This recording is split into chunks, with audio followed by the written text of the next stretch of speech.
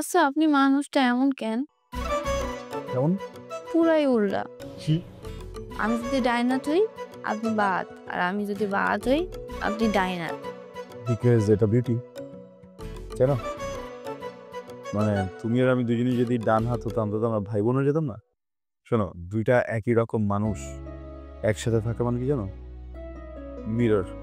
আমার মনে হবে আমার পাশে আমিই বসে আছি, আমার মনে হবে আমি আমাকেই বিয়ে করতেছি, আমার মনে হবে আমার যে বাচ্চাটা হয়েছে সেটা আমিই হয়েছি। মানে কোনো নতুনত্ব নাই তো, এবার তো জীবনটা বোরিং হয়ে যাবে না? মানুষের কখনো একদম সিমিলার পার্সোনালিটি মানুষের সাথে ঘোরাফেরা করা উচিত না, বুঝছো? হ্যাঁ, বোঝা গেল? গুড।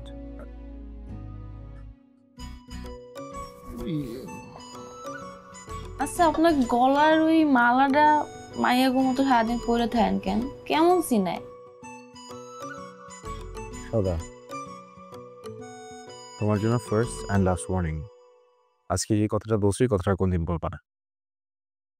এইটা তোমার জন্য মালা হইতে পারে, আমার জন্য মালা না। এটা আমার মা। কথা বুঝছো? হ্যাঁ, আমার মা যতদিন বেঁচে ছিলেন ততদিনের যত স্মৃতি আমার মনে পড়ে, প্রত্যেকটা স্মৃতিতে আমার মার গলায় এই মালাটাই ছিল। যেদিন আমার মা আমাকে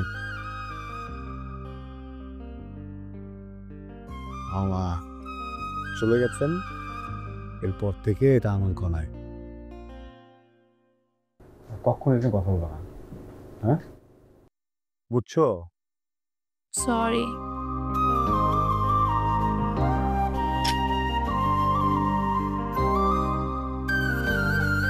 আম সরি। তুমি তো জানো না কিছু, আমি কেন যে রিয়াক্ট করলাম, গড, মনটা খারাপ। মন ভালো করার জন্য আনলাম, এখানে একটু উল্টাপাল্টা করে ফেললাম। এই খুবই কি কি খাওয়া বলো না? আপনি যেটা খাইবেন ওইটাই। ঠিক আছে। Excuse me.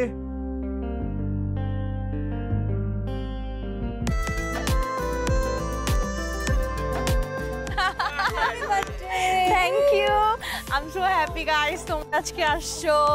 এই তোমরা কিন্তু আজকে থেকে যাবা, কেউ বাসায় যাবা না, আমরা আজকে সারা রাত পার্টি করব, ঠিক আছে? হ্যাপি বার্থডে ভিকি, হাই, তুমি এসছো, আমি অনেক খুশি।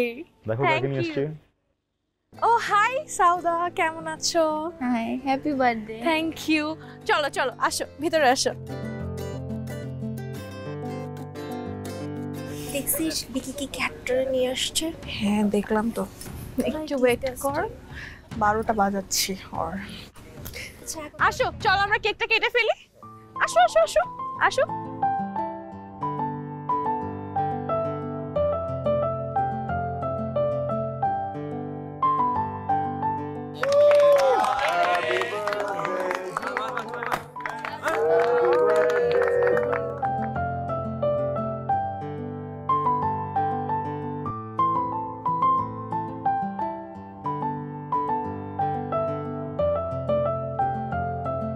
High everyone, so thank you so much, তোমরা সবাই এসছো, আমার বার্থডেটাকে এত স্পেশাল করে তুলছো।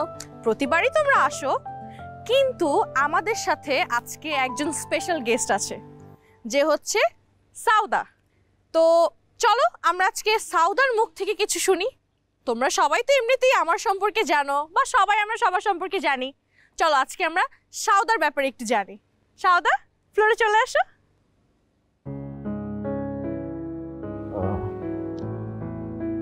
আসলে ও পার্টিতে আসতে একটু আনকমফোর্টেবল ফিল করছিল, আমি ওকে জোর করে নিয়ে আসছি।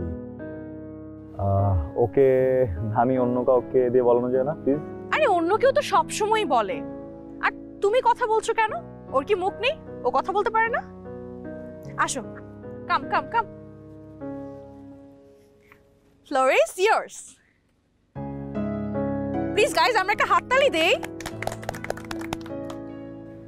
আসসালামু আলাইকুম সবাইরে। ওয়ালাইকুম আসসালাম। আমার নাম সাউদা, আমার গ্রামের বাড়ি কাওয়াসা।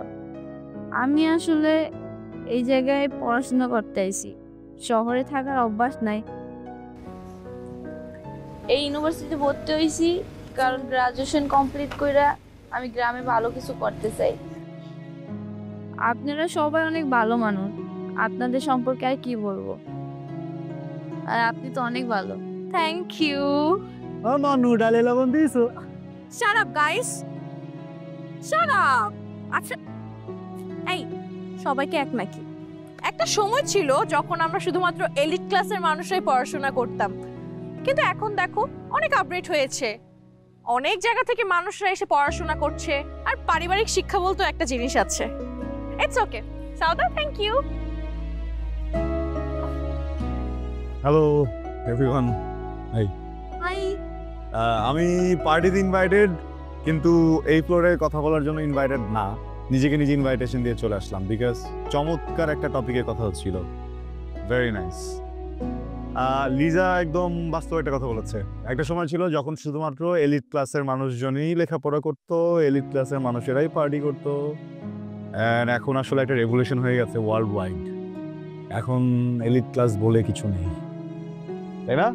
হ্যাঁ, যেমন দেখো আমার দাদা পারভেজ হাসান বাহাদুর একজন কৃষক ছিলেন।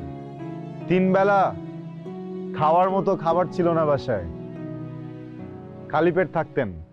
তারপরেও কষ্ট করে টাকা জমিয়ে নিজের ছেলেকে মানে আমার বাবাকে শিক্ষিত বানিয়েছেন, লায়ক বানিয়েছেন, এত ভালোভাবে পড়িয়েছেন যে আমার বাবা একজন যোগ্য মানুষ হয়ে গড়ে উঠেছেন এবং আজকে উনি 3টা গার্মেন্টসের ওনার।